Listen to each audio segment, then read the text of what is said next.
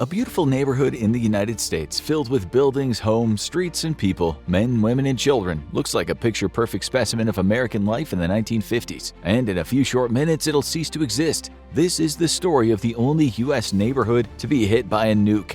We know what you're thinking. Surely you would have heard if a nuclear weapon was dropped on a U.S. neighborhood, but this was no ordinary neighborhood. Let's turn the clock back to 1951, when the United States Department of Energy took control of a 1,360 square mile area of the Nevada desert. This would become known as the Nevada Test Site, the location of over 1,000 nuclear tests over the next few decades. Even though the U.S. was the first and last country to use nukes in combat, they still knew very little about them. The detonations of Fat Man and Little Boy on Hiroshima and Nagasaki had been done after only limited testing, and they delivered on the destruction U.S. command had been hoping for. But things had changed since then, and the U.S. wasn't the only nuclear player in town anymore. Other countries were developing their own nukes, and the U.S. was hard at work on making bigger and deadlier nukes in preparation for a possible Third World War. They needed a place to test them, and given the many logistic issues with island tests, doing it at home made the most sense. So that's where Nevada came in.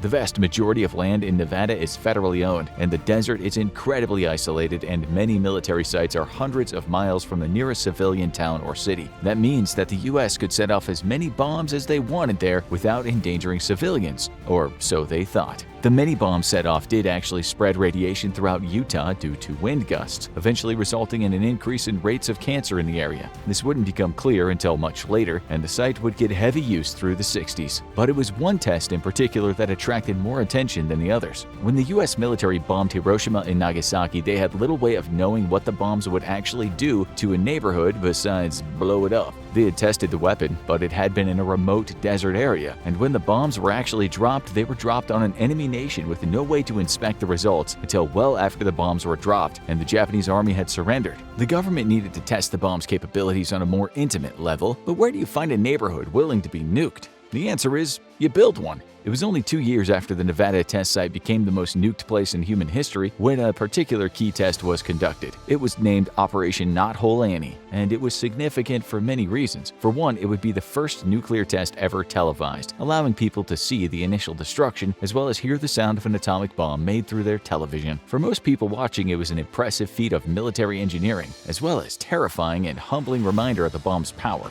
But it was also significant for another reason. The bomb was the most expensive part of the operation, but the most important might have been a side project called Operation Doorstep. This would be the first simulation of the effects of a nuclear weapon on a civilian neighborhood. The fear of nuclear war was building due to increases in tensions with the Soviet Union. So this test wasn't just about what we would do to another country if we hit them with a nuclear weapon. It was about how the average American neighborhood would manage if they were the ones hit. And a lot of effort went into creating the simulation. The first step was the Federal Civil Defense Administration's construction of an entire dummy neighborhood to serve as the test subject. The people involved thought about where people might be when the bomb hits and created several locations including 2 full wooden frame houses, 50 automobiles scattered around the development, and 8 bomb shelters that the average American afraid of the coming war might have under their building. Would any of these structures be able to withstand the fury of a nuclear bomb? And there was another factor to take into account. Houses and cars are static and predictable, but people aren't. The government knew that in the event of an attack, some people would be well prepared and take safety measures, others would panic and not know how to react, either staying where they were or running out into the streets willy-nilly. Their fates might be very different, so the government wanted to simulate this behavior as well, to see how the various people present in a neighborhood would survive the blast based on their behavior. But how do you do that when you can't put Americans in the middle of a nuclear blast? You bring in the next best thing, mannequins, and lots of them.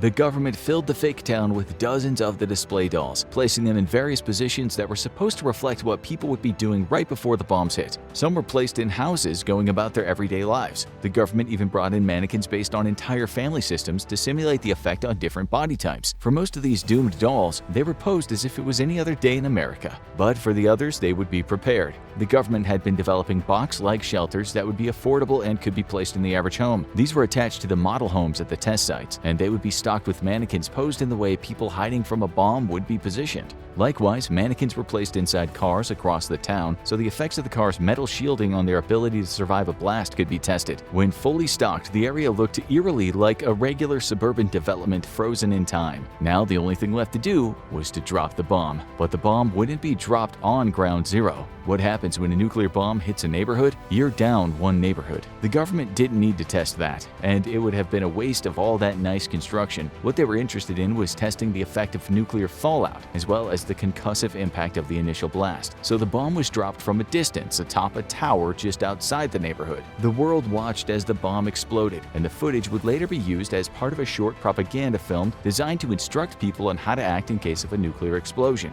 But what happened to the neighborhood? The two houses were constructed relatively far apart, and the one closer to the blast site was immediately ripped apart. The construction was no match for the powerful concussive winds of a nuclear blast, carrying intense heat and radiation. In fact, what was left immediately after barely resembled a house at all. There was a little question of what would have become of the mannequins inside, and it served as a stark reminder of how important little steps like ducking and covering were in the immediate aftermath of a close-range nuclear attack. How close range? Around 3,500 feet away. But the second house was different. This one was built 7,500 feet away and withstood the effects of the bomb surprisingly well, at least on the surface. Its hardy exterior was left standing, but when the agents investigated the inside of the house, they found the windows all blown out and inside the house heavily damaged. Their carefully placed mannequins, designed to resemble the average Americans, were left strewn all over the floor, their house in shambles. Many were damaged, their bodies shredded by shards of glass from the destroyed windows, and this was before the radiation was taken into account, so it's unlikely any of these people would have survived either. But what about those in other locations? The bomb shelter residents survived the explosion better than the house residents, with little evidence of damage except from the concussive impact. Many were knocked out of their chairs or otherwise unsettled, but they were protected from the direct impact of the blast. However, the shelters would likely have to accommodate them for a long time, as the radiation from the blast wouldn't dissipate quickly. More good news was found from the mannequins hiding in the cars, as it was determined that cars provided adequate protection, with one big caveat. If the cars were at least 10 blocks away, they would provide adequate survivability, but only if the windows were kept open to provide release from the pressure of the explosion. Of course, this would also mean exposure to the radiation. The government had the information it was looking for. Now they needed to decide what to do with it. The news wasn't all that good. Any neighborhood hit by a nuclear blast would obviously sustain massive damage, and the only people who might survive were those who were able to get to their bomb shelter in time, if they had one. But people were increasingly worried about a nuclear war, and the government knew that panic was as much a threat to the public as the bombs. So they went all in on a persuasive campaign of information on how to protect yourself if the bombs drop. Kids were taught to duck and cover, and cartoon infographics were distributed, letting people know how to find out when the bombs are in the air. Did it have any impact? In one sense, yes. The government's message that there was something we could do if it came to nuclear war helped to calm people's nerves, and the public made it through the Cold War with their sanity relatively intact. Of course, that was probably helped by the fact that the only American neighborhood hit by an atomic bomb was a fake one. Well, at least the only one that we knew of. While the fake neighborhood constructed for the Operation Doorstep test was the only neighborhood in the US ever hit by a nuclear blast, most people didn't know how close we came to a real neighborhood being hit by a nuke until decades later. 8 years after the test, in 1961, a Boeing B-52 Stratofortress suffered a critical failure in midair and crashed, carrying 2 Mark 39 nuclear bombs. 3 soldiers died in the crash, and the bombs hit near Goldsboro, North Carolina, before being successfully recovered. It was one of the worst nuclear accidents in U.S. history, but no one knew how bad the accident was until 2013, when documents were declassified and it was revealed that one of the bombs came within one triggering mechanism of detonating. So ironically, the 2 neighborhoods hit by nuclear weapons in the United States were both hit by American weapons. Want to know more about the nuclear bomb's history? Check out The Truth About Why America Dropped Atom Bombs on Japan, or watch this other video instead.